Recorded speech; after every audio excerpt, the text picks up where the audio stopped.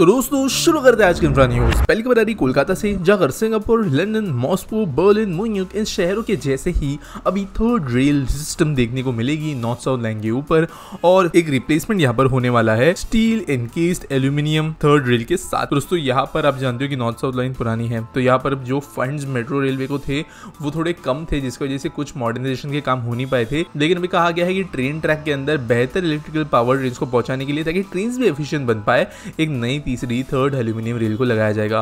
वैसे दोस्तों यहाँ पर एक बहुत बड़ा क्लेम किया गया है कि ये स्विच ओवर होने की वजह से 84% बिजली बचाई जा सकेगी इस लाइन के ऊपर, जिसके कारण 1 करोड़ रुपए सालाना यहाँ पर मेट्रो बचाएगी। तो ये 2 फेज की लाइन होगी, और अभी करंटली जो स्टील है उसको रिप्लेस करते हुए ये होगी एल्यूमिनियम की। यहाँ पर दोस्तों इंडिया में बहुत कम थर्ड रेल सिस्टम्स है, जिनमें से ये एक बनेगी। अगली दोस्तों जो खबर आ रही है वो है अमित शाह के द्वारा इनॉग्रेट किए गए कुछ प्रोजेक्ट से रिलेटेड, जहाँ पर 4 laning of Kamakhya Nagar Dhupguri section of NH53 किया गया है उड़ीसा में। उड़ीसा के सीएम भी उस समय पर मौजूद थे।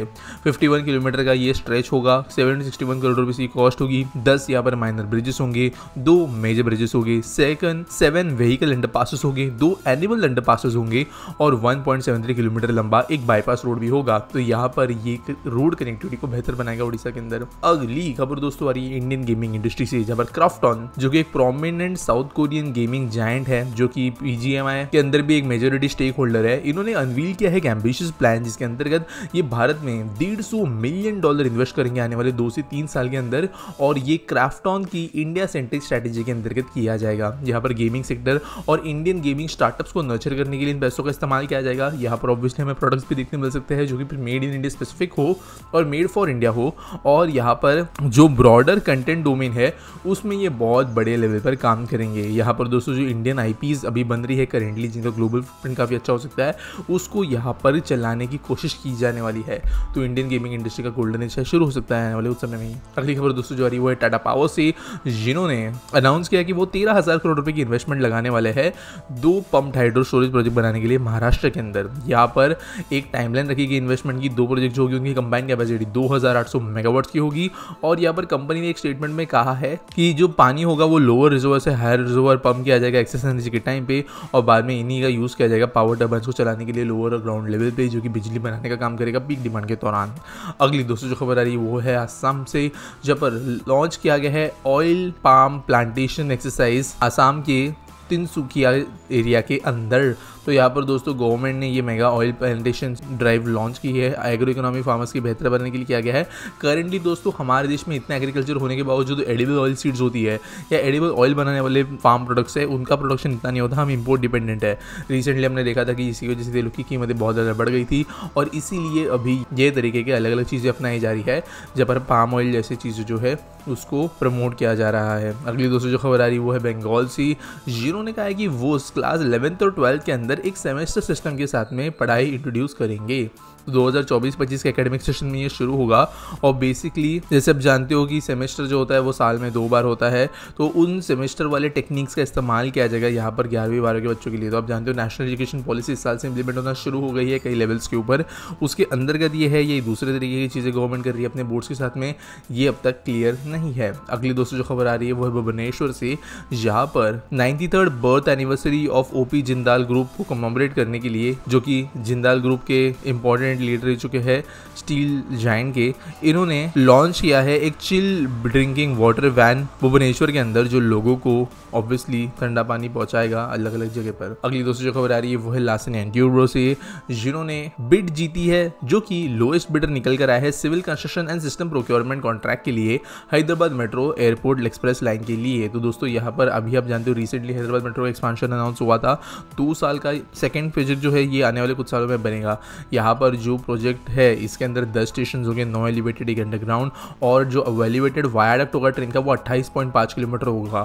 साथ साथ यहाँ पर 120 किलोमीटर पर आवर के ट्रेन से स्पीड चल जाएगी, जहाँ पर गच्चीबावली से लेकर जो राजीव गांधी इंटरनेशनल एयरपोर्ट है वो 20 मिनट में पहुंचा जा सकेगा। यहाँ पर 5,688 करोड़ रुपीज का एस्टिमेट लगाया गया है 36 महीनों के काम के लिए, और 13 कंपनीज ने वैसे बिड्स लगाई है, जिसके अंदर L&T काफी लोअर है। अगली खबर जो आ रही है वो है भारत के डोमेस्टिक इलेक्ट्रॉनिक मैन्युफैक्चरिंग से रिलेटेड, जहाँ पर कंट्री के अंदर जो इलेक्ट्रॉनिक्स की मैन्युफैक्चरिंग होती है वो डबल हुई है 8.25 लाख करोड़ की वैल्यू के साथ 22-23 में, और ये जो वैल्यू थी वो 3.88 लाख करोड़ रुपीस थी 17-18 के दौरान। तो दोस्तों ये पार्लियामेंट के दौरान जो की गई बातें थे वहाँ पर कहा गया, और साथ साथ दोस्तों ये भी कहा गया कि जो सेमीकंडक्टर्स इंडिया के अंदर इंपोर्ट किए गए वो थे 1,29,703 करोड़ रुपीज़ के, यानी अभी भी हमें सेमीकंडक्टर्स के अंदर बहुत ज़्यादा काम करना बाकी है, लेकिन इलेक्ट्रॉनिक मैन्युफैक्चरिंग देश के अंदर अच्छी खासी बढ़ रही है।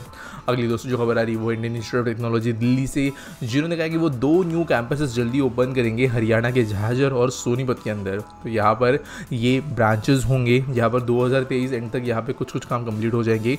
टोटल कॉस्ट जो होगा वो होगा 59.73 करोड़ रुपीज़ का, जो कि सोनीपत में बनेगा। और जो झाझर कैंपस होगा ये इंडिया का first of its kind institute होगा, जो कि पेशेंट स्पेसिफिक ड्रग डेवलपमेंट और कैंसर ट्रीटमेंट के लिए फोकस्ड एक IIT होगा। यहाँ पर दोस्तों वैसे दिल्ली IIT जो है वो अबू धाबी विक्रम में भी कैंपस बना रही है। आप जानते हो कि हमारे इंस्टीट्यूशंस का ग्लोबल प्रेजेंस और वाइड रीच बढ़ाने के लिए ये काम गवर्नमेंट पिछले कुछ सालों से अनाउंस कर रही थी, जिसके ऊपर अब एक्चुअल में काम शुरू हो गया। अगली दोस्तों जो खबर आ रही है वो है प्रयागराज से रिलेटेड, जहाँ पर आप जानते हो कि महाकुंभ के दौरान हज़ारों लाखों लोग जो है वो आते हैं, इनफैक्ट करोड़ों लोग आते हैं। और ऐसे कहा गया कि आने वाले जो रीसेंट कुंभ होगा वहाँ पे उसके पहले ही 44 kilometre of metro light system Prayagraj में हमें देखने मिलेगा। तो यहाँ पर बेसिकली मेट्रो नहीं लेकिन मेट्रो लाइट ट्रैम्स की तरह ये सिस्टम जो होने वाला है ये डेवलप करने का डिसीजन लिया है प्रयागराज डेवलपमेंट अथॉरिटी। इसके बारे में पहली खबर मिली थी, लेकिन कुंभ के पहले हो जाएगा कहा गया है। महाकुंभ जो है वो 2025 में आने वाला है, तो बहुत कम समय का टारगेट ये होगा। अगली दोस्तों जो खबर आ रही है वो है हमारी रेल इंफ्रास्ट्रक्चर के एक्सपांशन से रिलेटेड, जहाँ पर रेल कनेक्टिविटी ट्राइबल रीजन्स में प्रमोट करने के लिए इंफ्रास्ट्रक्चर का पुश किया जाने वाला है कुछ नए रेल लाइन प्रोजेक्ट टाइम पर कंप्लीट करने के लिए, और इनका नाम होगा जनजातीय गौरव कॉरिडोर्स। यहाँ पर 70,000 करोड़ रुपीज़ इसके लिए यूज़ किए जाएंगे, और रूट्स इस तरीके के स्पेशल प्लान्स किए जाएंगे जो कि ट्राइबल और बैकवर्ड एरियाज में से गुजरेंगे।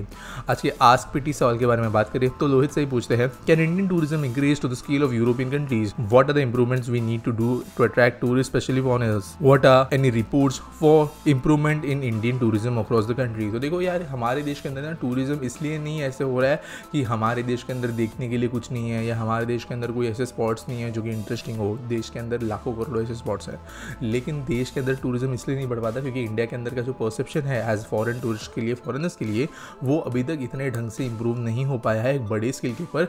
उसे एज अ फैमिली, उसे एज अ नॉर्मल, उसे एज अ हनीमून, उसे एज अ एक जो टिपिकल टूरिस्ट के लिए फ्रेंडली स्पॉट होता है उस तरीके से नहीं देखा जाता।